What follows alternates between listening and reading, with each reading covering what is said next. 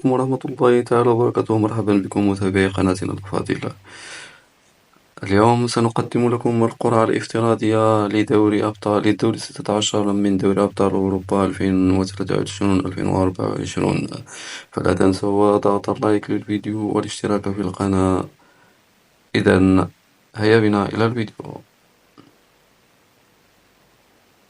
إلى القرعة الافتراضية إن شاء الله. هنا تتواجد قسم الفرق المتصدرة لمجموعتها. نقوم بتدوير العجلة لنختار الفريق الأول.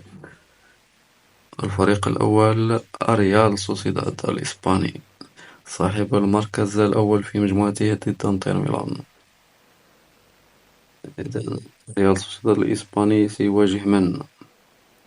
المباراة الأولى ريال سوسيداد الإسباني ضد من؟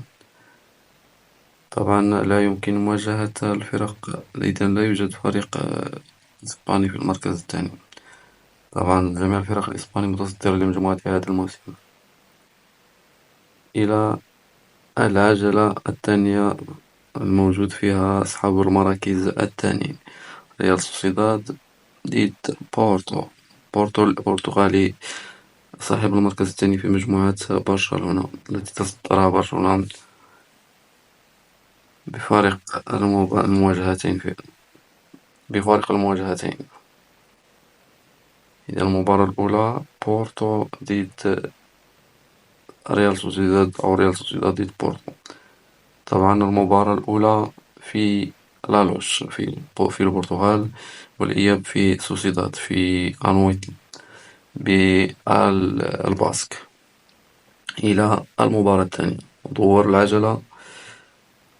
فريق إسباني الثاني أتلتيكو مدريد المتصدر لمجموعته أمام لاتسيو.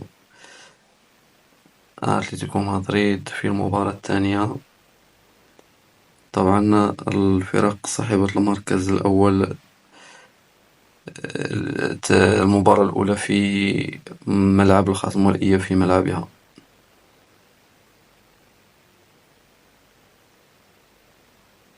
إذن أتلتيكو مدريد تطمن. طور العجلة وننتظر. باب مباراة كبيرة، أتلتيكو مدريد ضد نابولي صاحب المركز الثاني في مجموعة ريال مدريد. إذن أتلتيكو مدريد ضد نابولي. مباراة الذهاب في ملعب نابولي، ملعب مارادونا، والإياب في ميترو نابوليتانو في مدريد. إلى المباراة الثالثة نختار العجلة ذات الفرق المتصدرة لمجموعتها. برشلونة الذي يمر بفترة سيئة مع مدربها تشافي. برشلونة الإسباني متصدر لمجموعته أمام بورتو. إذا برشلونة سيواجه من؟ شك في أن قمة ستظهر بعد قليل. برشلونة باريس سان جيرمان مثلا. ننتظر. إلى العجلة المتواجد فيها الفرق صاحبة المركز الثاني. نطور العجلة وننتظر. باريس سان جيرمان، لا، لايبزيغ الألماني. لايبزيغ برشلونة، مباراة كبيرة أيضا. حذري يا تشافي، لايبزيغ فريق قارع غوارديولا، قارع مانشستر سيتي. إذا برشلونة لايبزيغ. المباراة الأولى في ألمانيا والإياب في برشلونة. طبعا هذه مجرد قرعة افتراضية ليس إلا.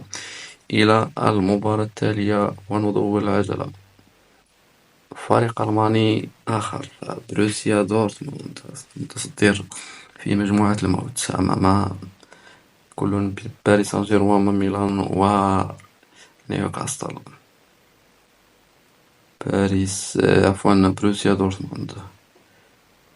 بروسيا دورتموند الألماني.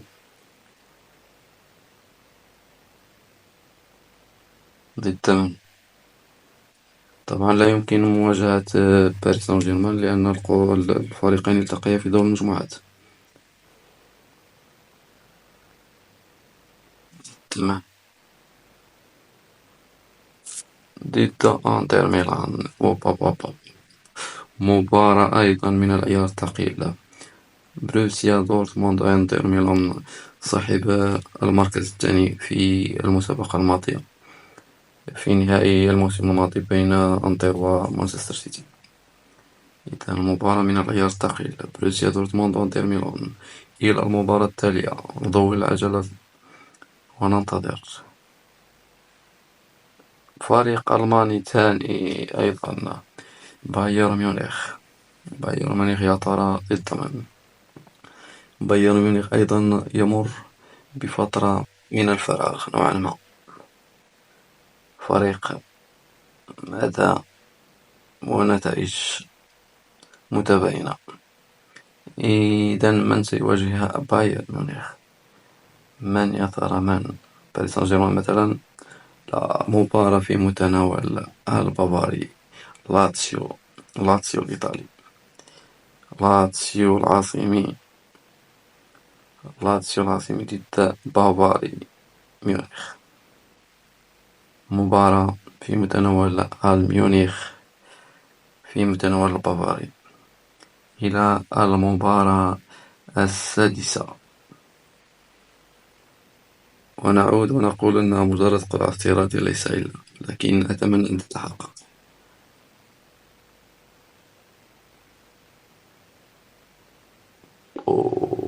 أرسنال. لا. أرسنال يا أرسنال، أرسنال أرتيتا صاحب المركز الثالث في الدوري الإنجليزي حاليا. أرسنال أرسنال أرسنال، من سيواجه أرسنال؟ أرسنال العائد إلى عصبة الأبطال. أرسنال سيواجه من يا ترى؟ شك في قمة ما، شك في قمة ستظهر. بالطبع أرسنال سيواجه باريس سان جيرمان. أرسنال باريس سان جيرمان، مباراة أيضا قمة من القمم. الذهاب في حديقة الأمراء، والإياب في إميريت ستاديوم في ملعب الأرسنال. إلى المباراة السابعة. المباراة السابعة، الفريقين المتبقيين مانشستر سيتي وريال مدريد. من يا ترى؟ ريال مدريد صاحب أبطال أوروبا، صاحب كأس أبطال أوروبا طبعا، الحائز على أكبر عدد من الألقاب. ريال مدريد ملك أوروبا ضد من؟ ريال مدريد ضد من؟ فعلا قرعة في متناول الجميع باستثناء مباراتين، انتر ميلان وانتر دورتموند، وباريس سان جيرمان وباريس سان جيرمان ومن وكوبنهاغن. ريال مدريد ضد كوبنهاغن، ضد كما قلت أرسنال وباريس سان جيرمان. إذا ريال مدريد وكوبنهاغن الدنماركي، وبالتالي فالمباراة الأخيرة ظهرت لكم. إذا مانشستر سيتي ضد بيس في ايندوفن الهولندي. هذه هي قرعتنا الافتراضية. أتمنى أن تنال إعجابكم. لا تنسوا لايك للفيديو والاشتراك في القناة، فضلا وليس أمرا. وانتظرونا في فيديو آخر عند انتهاء القرعة إن شاء الله، ونتمنى أن تصدق هذه الافتراضات. شكرا لكم، وإلى فيديو آخر إن شاء الله. لا تنسونا في لايك والاشتراك في القناة. مع السلامة.